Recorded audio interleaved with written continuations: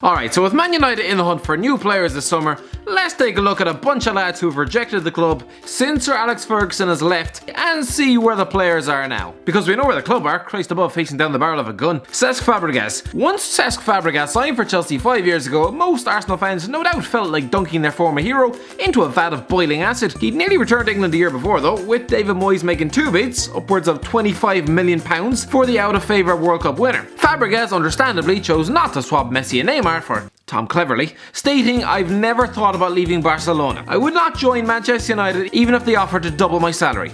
Yeah, give it 12 months, Cesc, and you'll practically be burning whatever ties you once had to Arsenal, before linking up with old buddy Thierry Henry at Monaco in January. His old buddy, or cheating Frenchman as he's more commonly known, was given the boot minutes later. At least it was a boot and not a goddamn hand. Toni Kroos. You can see that one of David Moyes' first priorities in the summer 2013 was signing a top-class midfielder, so I guess that's why he went out and signed a hairy lamppost from Everton instead, with a perm plucked straight out of an 80s porno. According to the Scotsman, a man forever afflicted with an allergy to silverware, claimed to have reached a verbal agreement to sign Toni Kroos from Bayern Munich. Toni Kroos had agreed to come to Manchester United with me. I met him and his wife and we agreed it all when he was at Bayern Munich. I wonder what could have gone wrong. Possibly Kroos turned up, expecting to meet Sir Alex Ferguson, and was instead met with a fellow with the personality of a stone. Yes, I'm saying that Kroos was no doubt catfished. The following summer, once Moyes had been chucked in the bin, the club wanted a return for the German before Louis van Gaal tore up those plans, choosing to sign Ander Herrera instead. Within a year, he was signing for Real Madrid, won a World Cup, a La Liga and 3 Champions Leagues, while Herrera can no doubt be found sleeping under bus shelters and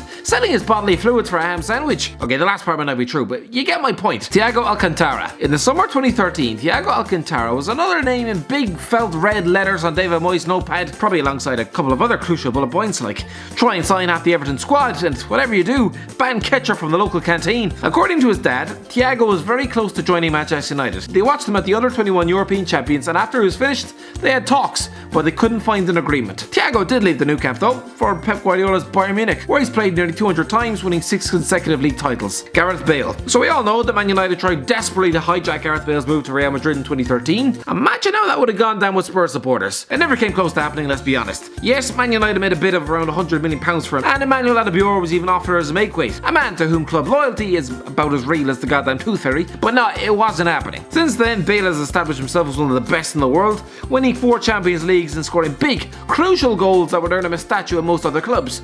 Instead of Madrid, he gets rocks chucked at his Bentley and is told he looks like a horse. Thomas Molar. Remember when Louis van Gaal tried to sign Thomas Molar from Bayern Munich in the summer 2015? Fair play for the ambition, considering the previous year the club had just about crawled into the top 4 and been smacked 4-0 off MK Dons. A €100 million bid was lodged for Molar, but the Germans stayed with the Bavarians. Having seen how the club would then treat his buddy Bastian Schweinsteiger, he's probably since the leader of the goddamn number. He followed up the interest with a 20-goal season. Since then it's been 19 league goals in 90 games. Oh, and he's been kicked out of the German squad, all before he's even had 30. Maybe this is one United should be relieved they didn't blow £100 million on. Sergio Ramos. Again, I tip my hat to Manchester United for having the audacity to try and sign Sergio Ramos with their stock seeping through the floorboards. In June 2015, the club bid £28.6 million for the Real Madrid defender, with the Spaniard reportedly unhappy at the Bernabeu. Say what you want about him, his mere presence at the club would have forced Phil Jones to start handing out job applications down his local Burger King, or maybe at some sort of Victorian freak show. Instead, Ramos signed the new contract he craved, a bumper deal at the Bernabeu that is, not the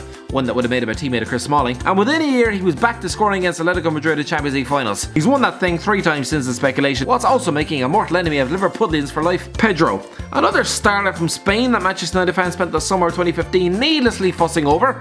It looked all set. Pedro, a man who scored against the club in a Champions League final, looked to be signing at Old Trafford 4 years later after growing tired of warming the bench at Barcelona. Except no, he no doubt looked at the way Van Gaal was treating his mate Victor Valdés and thought better of it, instead doing what Declan Rice's dad should have done a long time ago and pulling out. He signed for Chelsea instead, and despite a rough start has over 180 appearances in English football and 3 winners' medals. Sadio Mane to Manchester United. Louis van Gaal makes shock bid for Southampton striker after missing Pedro. Within a year he was signing for Liverpool, as formed one of the deadliest attacks in Europe, and has a Champions League medal to back that up.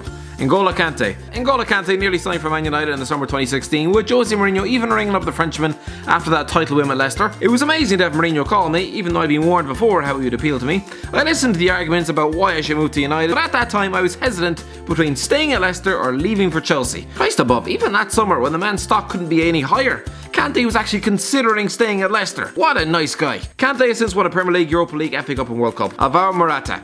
To be fair, this was a bullet dodged. Back during the summer 2017, 2017, it looked like Romelu Lukaku was returning to Chelsea and Man United were getting their hands on Alvaro Morata. Maybe both clubs accidentally mixed up their phone books because Lukaku ended up at Old Trafford and Morata Stamford Bridge. Mourinho had made a bid of £52 million for the Real Madrid bench warmer, but the Spaniard chose to disappoint fans in West London instead, linking up with former boss Antonio Conte. His career is now stuck in the gutter, having spent the second half of last season on loan at the ancient burial ground for Chelsea strikers, otherwise known as Atletico Madrid.